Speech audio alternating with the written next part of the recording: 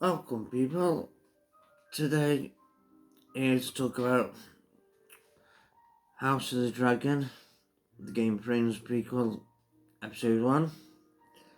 Don't know if you all seen it, but I just watched it, and it's too early to make up, way too early to make up my mind yet about it. I must admit, though, this first episode to me felt a bit like it should have been an episode 2. Um, it seemed a bit rushed. The events that were going on. It also with Damon Targaryen, played by Matt Smith. I think he's excellent in that role. Yeah, he looks like he's going to be a bit of a naughty boy later on. Um, you got the Hand of the King, Sir Hightower. You can see it in his eyes. He's got some grievances that are gonna come up later. You know.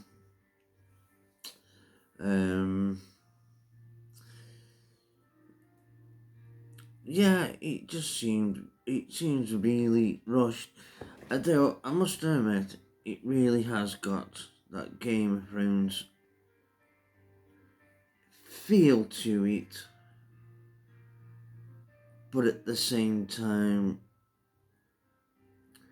it's you can tell it's I can't really explain it. Game of Thrones was made before all this woke nonsense come in, and was unadulterated, if that makes sense. This one seems like, yes, it's got a bit of the issues surrounding shows being made or that have been made in the last couple of years and what we've been getting over the last couple of years. Yeah, it was not the I was sort of looking forward to it, but at the same time, I I I, I stayed away from listening to a lot of the chit chat around it. Um, yeah, a lot of it. I wanted to come into it with a clear mind, and forget what people say about George R. Martin not finishing that book. When's he going to finish the book? Um,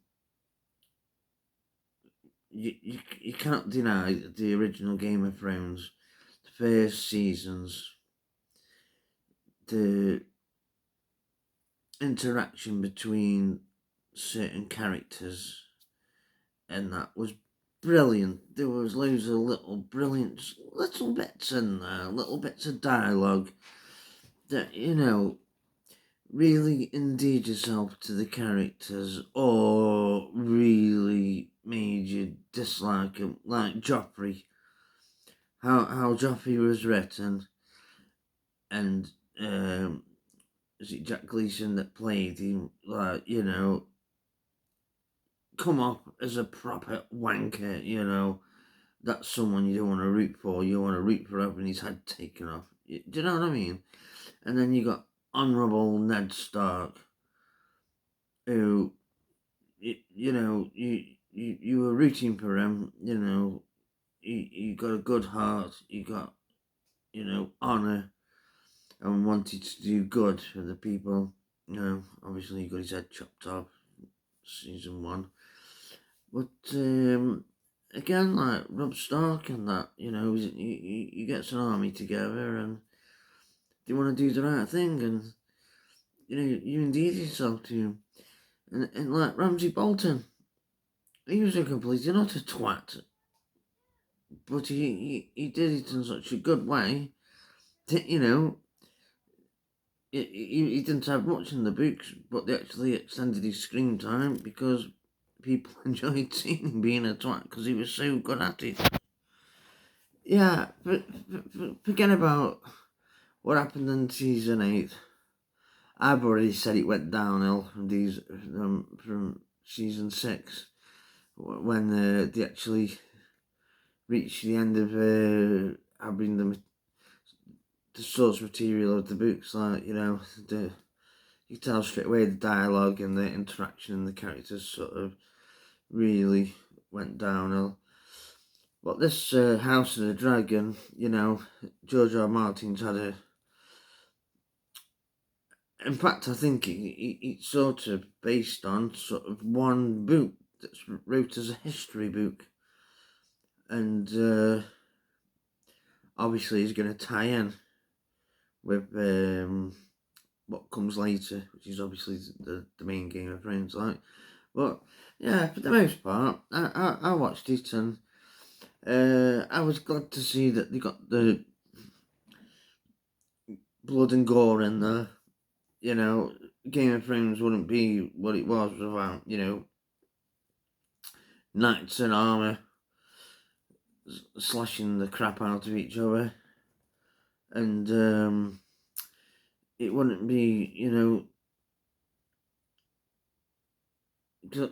it's called House of the Dragon, but it's basically Game of Thrones and sequel House of the Dragon anyway. Well, it's basically the same thing. So you've got the court intrigue, you've got the schemers, you've got the do-gooders, you've got the not do-gooders. Yeah, and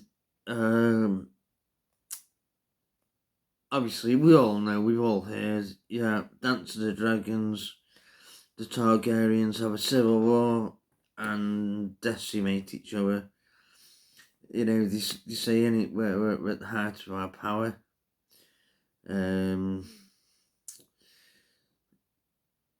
Yeah, but it just seemed like really rushed to me.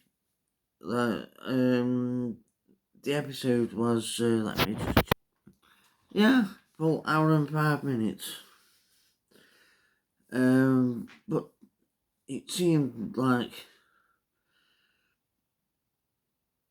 half an hour, and then just a lot of filler and people standing around and staring and talking and that. No, it should have been. That should not have been the first episode. I still quite enjoyed it. It's got the Game of Thrones vibe going on. And, oh, can't hear.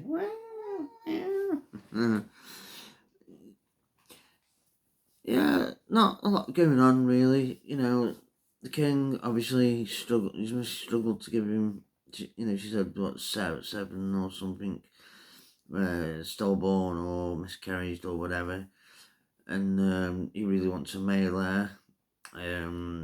But he's got to announce the succession, and he knows that Damien is a loose cannon, basically. Which I already said, he's going to be the bad guy, and he's going to, obviously, he's the one that's going to get the war going, like. So the king, anyway, names his daughter. And then he's now got a male baby. His wife has a baby, but she dies during the birth to save the baby. and obviously everybody swears fealty to Percy names his daughter, Ramira is it, and obviously Damien's not happy, and off he goes, and basically, well, next season I expect we'll just see the two sides, they're going to be going to the different houses and whatnot, and are you with me, are you not? This is what's going to happen, and start calling the banners. But it still felt like this shouldn't have been a season one. It seemed very rushed. I mean, the sets looked beautiful, and I think the acting was, good. So based on that, yeah, I think it's going to be good. I just hope it doesn't start going down, or George is very good at his dialogue and dialect. That's what made seasons 1, 2, 3, 4 really, really good about Game of Thrones. And apparently he's had a lot to do with this show, but how much has he just sat back and made suggestions, or has he actually wrote, because it's history book, or has he actually helped with the script? That's the main thing. If that holds up, then I think this could be a fabulous show. But if it's like, let's give him a couple of good seasons, and show him Amazing Dragons and stuff, and then it goes downhill, that'll just be a big disappointment. And I think if they do that, anything else that they want to produce doesn't deserve respect. But at the moment, if you haven't seen it, give it a go. I'm looking forward to next season, and I'll definitely let you guys know what I think. Thank you very much for listening. I would really appreciate your subscription. Give us a like if you like listening to me ramble on, and if you do like listening to me ramble on, hit that notification bell, and then you'll get notifications about me rambling on. Anyway, people, thank you very much, and may the peace be with you. Ado, how things go in King's Landing. Get your head or arm chopped off at any moment. Goodbye.